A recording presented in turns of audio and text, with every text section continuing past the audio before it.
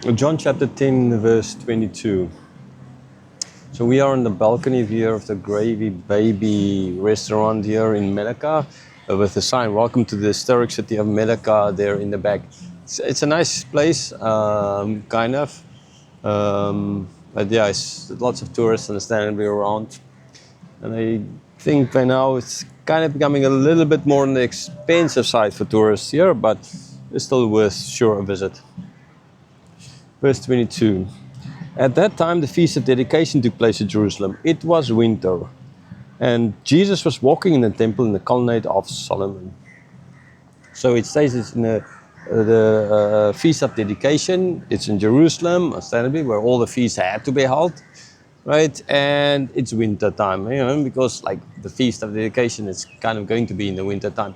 Plus, then ultimately, extra in the next verse 23 is seeing where Jesus was specifically walking in the temple in the colonnade of Solomon, not just in any place, in a specific place. This for me again is proof that this was written to those who would have been able to understand what he's speaking about, not to some faceless people outside of Jerusalem, but to very specific people inside Jerusalem who would have known. Yes, that makes sense. That is where we can still remember him walking there, right? There in the temple, there in the colonnade of Solomon. We can still remember it was winter, and we remember that he walked there. Okay, so but for other people outside to give such detail, except if it's for the idea that it will, if it's like people in the know, in other words, still as well in the religious leadership who were in exile after the year 70 outside and kind of maybe nostalgic, kind of, right? That might explain it as well. But for people who've never been in Jerusalem or who would not have known all of these facts so well, this kind of doesn't make sense, right? So it does stay for me just more proof that this is actually written very early. So these people can say, oh yeah, we remember him walking there a couple of years later, right? And why? Would have been most likely in the winter time, the sun shining. So one side is more in the shade, another side, most like this side, would have been more in the sun. Because in the winter you want that sun, okay? In the summer you don't want it, but in the winter you do want this. Verse 24. So the Jews gathered around him and said to him, how long will you keep us in suspense? If you are the Christ, tell us plainly. And so it's like, no, you're keeping us in suspense. Why? How long are you still going to do that?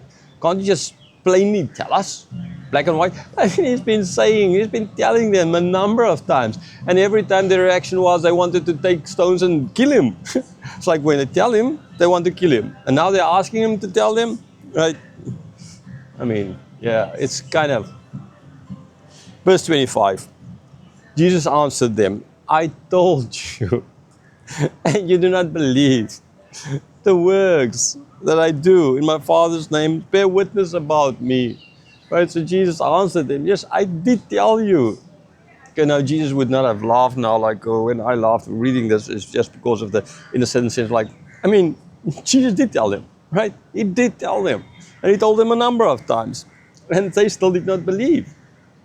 So telling them now again, what's the point of it? How many times do I need to tell you that this is green and not orange? And you keep on saying, no, it is orange. And I mean, how many times? So later on, it's like, like how people in Russia always used to ask me, why are you not black? And when I tell them I'm from Africa, or South Africa, that is, I mean, that's part of Africa, understandably, southernmost country. And they would ask me why I'm not black, because I'm from Africa, because every African ought to be black, right? Lots of Africans think like that as well, although I don't know, the Russians used to travel to Egypt, but they still do travel lots, and then Egyptians or Arabians, that part, they're not black either. But anyhow, that's above the point. So I just got so tired of always saying, but, right, my forefathers came like 400 years ago, 300 years ago from Europe, sure, okay? But a long time ago, so I'm from Africa, okay? And that explains my color. I just got so tired of always explaining this that I just plain said, yes, actually, you know, I was black when I got here, but it's so cold here that I turned white. And they actually believed me. So, you know, this is kind of what Jesus has been doing. Like, how often can you tell people they still don't believe him? And then he says, but I mean, even if you don't believe what I say, but the works I'm doing, right? The works I do in my Father's name, the works in my Father's name, not in my name, right? Like prosperity gospel preachers, they witness about me. So if you don't accept what I've been telling you so often, then the works that I do in my Father's name, they show that I am who I am. Verse 26, but you do not believe me because you are not among my sheep. And here is the crux of the matter. The reason why they don't believe is not because they don't want to believe, but because they're not the sheep. They're not of the sheep of God, right? They're not of his sheep. So they didn't hear his voice. He said it earlier. I'm the good shepherd. The sheep, they know his voice. They follow him. Right? So it's not about, do I go to the left or the right? I explained that in life. Do I marry this girl or that girl? Do I do this job or that job? This is not what. This is about salvation. And salvation alone, nothing more. So all of those people adding stuff here about how this, you know, you hear the voice of Jesus kind of, you go to the left or the right kind of, that's nonsense. There's nothing to do with that. Salvation alone. Right? So he says, because you're not my sheep. That's all. Plain, simple. You're not born again. You can't believe ultimately in me because you don't want to believe in me because you're not you're not among my sheep. Verse 27, my sheep hear my voice and I know them and they follow me. He said it earlier in this chapter and here he repeats himself. He repeats himself so often. And like really, I mean, I have the utmost respect for Jesus being so patient with these guys. I'm not like patient like drivers here in Malaysia. You know, I love it the way they drive outside the cities and the highways. It's just so nice, unlike Thailand. But inside the cities, man, it's a nightmare. Okay, it's just not nice. And like I'm not patient enough with these guys. Okay, I just hoot too much. And like I would do in Thailand on the highways outside the cities, not so much in the cities. Because there's kind of no need for that inside the cities. But Jesus had all the patience in the world. Okay, so he say, my sheep, they hear. He told it before, and again, my sheep, they hear my voice. They know me. Okay, that is why they believe, because the voice, right, the words of Jesus, not the deeds of Jesus, the voice of Jesus, the words of Jesus. And so they follow me.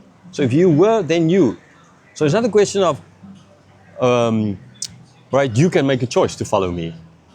Like, you're not of my sheep now, but you can make a choice to follow me, and then you become part of my sheep, kind of like, you know, Arminianism and all those semi-Pelagians and Pelagians or whatever try to claim, or the majority of Christians, just pray a little prayer, kind of. You don't make a choice to. You're either a sheep or not.